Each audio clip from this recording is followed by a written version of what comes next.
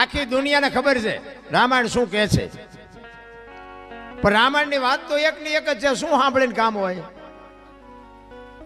અયોધ્યા નગરી ને દશરથ રાજા ને 4 દીકરા ને વનમાં ગયા, રામ ને સીતાજી રાવણ લઈ ગયો, રામ હનુમાન ન્યાય ગયા, રામે રાવણ ને માર્યો ને અવતાર્યા પાછા. વાત તો આવડી આજ છે કે બીજું કઈ? તો શું સાંભળ કરવાનું, બીજું કઈ કામ જ નથી. આ સાંભળવાનો મતલબ શું?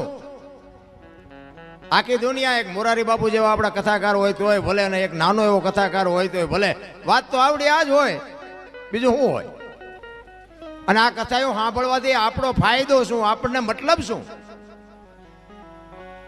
આપણા સદગુરુ મહારાજને આપણે પૂછવું તો જોવે ને કે આ બધું કરે છે, દુનિયા કરે છે, એ વાત ખોટી છે એવી આપણી વાત નથી, પણ આ કરવાનો મતલબ શું છે એ તો આપણે કંઈક પૂછવું જોવે ને.